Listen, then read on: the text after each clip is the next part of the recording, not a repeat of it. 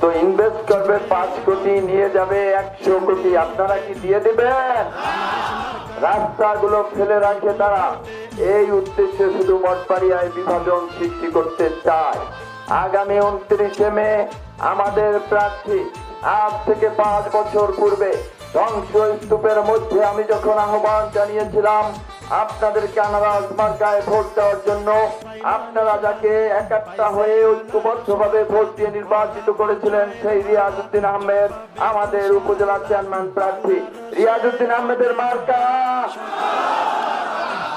আপনারা আমার আহ্বানে সাড়া দিয়ে আমার ভাই শামীম শাহনাজকে কলারছড়ি মার্কায় ভোট দিয়ে নির্বাচিত করেছিলেন। আমি আপনাদের কাছে প্রতিশ্রুতিবদ্ধ, আমি আপনাদের কাছে অঙ্গীকারবদ্ধ, এই মঠবাড়িয়াকে আমরা নিরাপদ আলোকিত মঠবাড়িয়া হিসেবে গড়ে তুলব। দ্বাদশ জাতীয় সংসদ নির্বাচনের পরে আমি চেয়েছিলাম এই মঠবাড়িয়ায় আমরা সকলে কাঁধে কাঁধ রেখে একাকার হয়ে বসবাস করব।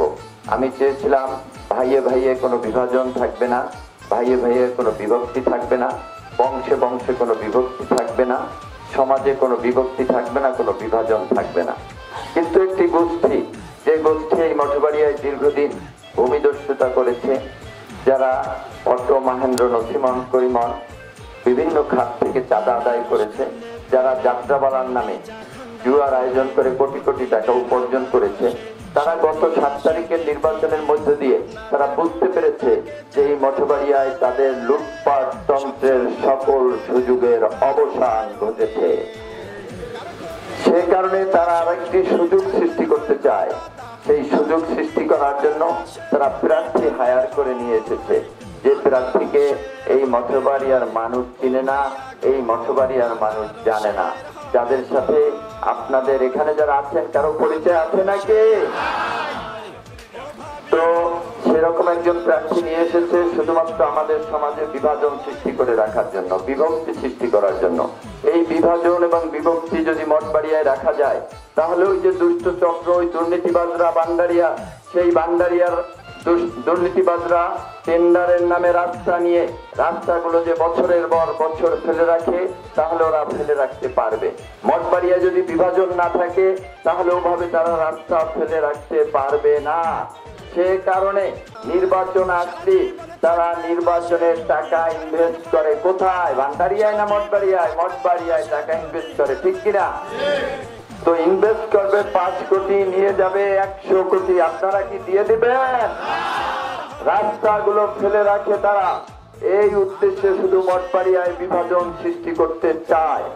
আগামী 29শে মে আমাদের প্রার্থী আজ থেকে 5 বছর পূর্বে ধ্বংসস্তূপের মধ্যে আমি যখন আহ্বান জানিয়েছিলাম আপনাদেরকে আনারস মার্কায় ভোট দেওয়ার জন্য, আপনারা যাকে একাত্তা হয়ে ঐক্যবদ্ধভাবে ভোট দিয়ে নির্বাচিত করেছিলেন সেই রিয়াজউদ্দিন আহমেদ আমাদের উপজেলা চেয়ারম্যান প্রার্থী। রিয়াজউদ্দিন আহমেদের মার্কা। সকল হাত থেকে বলবে রিয়াজউদ্দিন আহমেদের মার্কা।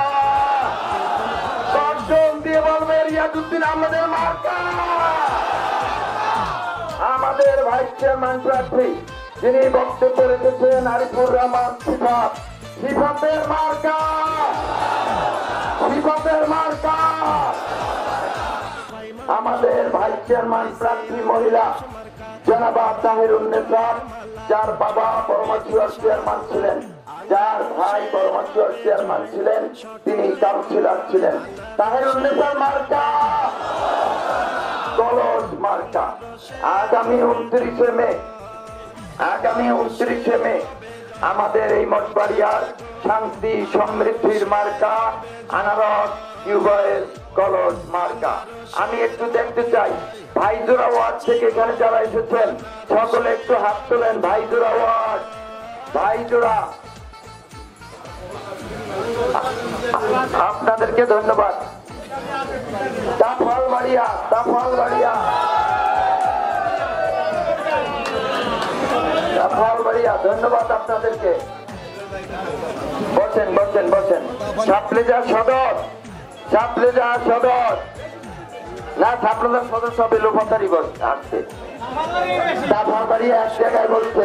এবার কি দাফলবাড়িয়া জয় হবে?